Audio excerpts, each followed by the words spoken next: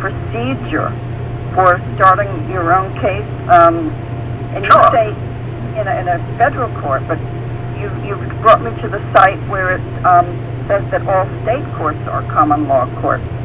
Why would you go to federal as opposed to state?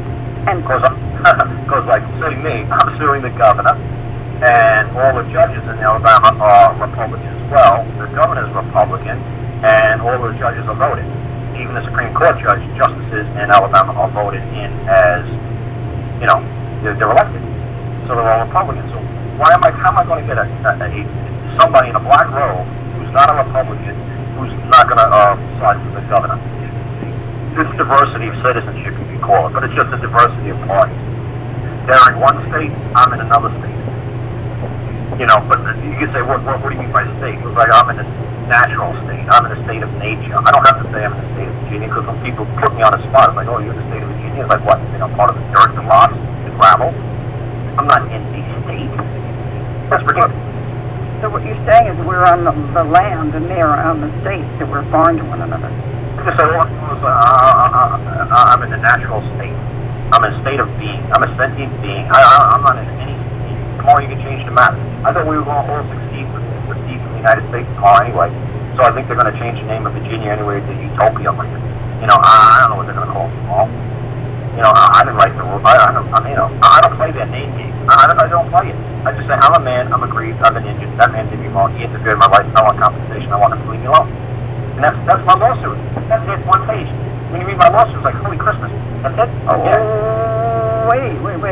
So you're saying that all I have to do give him a notice. Go to the court to do that first page? The first thing you got to do is... That's on Angela's site? The first thing you have to... Can you walk us through this procedure? Okay, this is what I tell everybody what to do. The first thing you do is write a letter, a cease and desist letter. Tell them you give them notice, you're interfering with right, blah, blah, blah, blah, blah. The right to association, the right to congregate, the right to carry a gun, the right to religious practice, the right to whatever. The right to pick my nose and scratch my butt if you left them off doing it. Anything. You're interfering with my right to blank. You give a notice. You say, look, if you don't stop interfering with this right, or you stop interfering with giving me the right to go before a jury, you stop interfering with my right to have a common law proceeding, if you don't stop doing this, I'm going to charge you a fee. I'm going to charge you $1,000 a day until you stop interfering with this right. Not only do I believe I have this right, but the Constitution supports this right. Alabama Constitution and New Jersey Constitution supports this right. State Code supports this right. State Supreme Court of New Jersey also believes that I have this right. So it's not only my belief, you know what, I'm going to come in with some good foundational evidence, background proofs, and facts that my claim is standing on good foundation, based on your freaking written law. So not only is it my belief, it's your belief. So that you're obtaining my notice.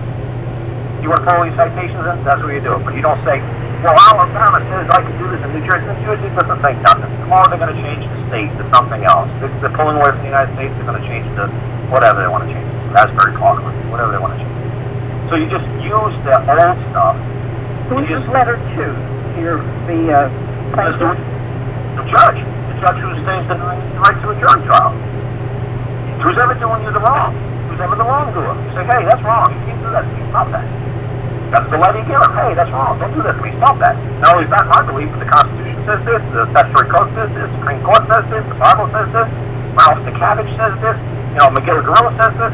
Everybody says this. You can't do me this way that you're doing me. Stop. If you don't stop, I'm going to charge you $1,000 a day. And I'm going to bring it before a jury. So the jury finds that my belief is a good belief. They're going to give me the thumbs up like American Idol. Go like, hey, we like your show and dance you just put off. Like, you know what? Now they're going to give you $1,000 a day. Hell, don't triple the damages. Yeah, that judge shouldn't have done that to you. Pay that life slave, Judge. That's how you do your notice. You notice a cease and desist. And then when they cease and desist, if they just blow you off, you can say by tacit acquiescence, you can put that in a notice too. If you don't respond to this in 72 hours, or 14 days, or 21 days, or 6 months, I'm going to say that you tacitly acquiesce to all the terms and conditions of this notice. And that you can do that. And then, like I said, if they still continuing to do this, say, well, I'm sorry that we couldn't settle this matter on a private side, but it looks like you're giving me no choice, but I'm going to have to invoke my 9th article and 7th Amendment, article of rights, under the Bill of Rights, to invoke a common law jury trial against you. Well, how do you say that? In another letter? Yep, just another letter.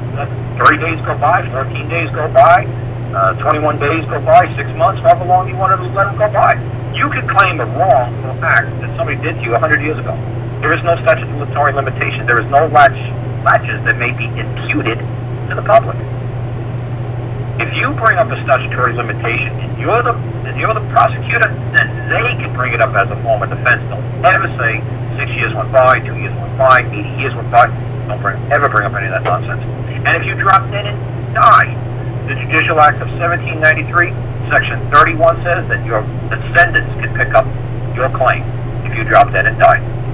Your children's children's children can pick up your claim. Because man can't be latched.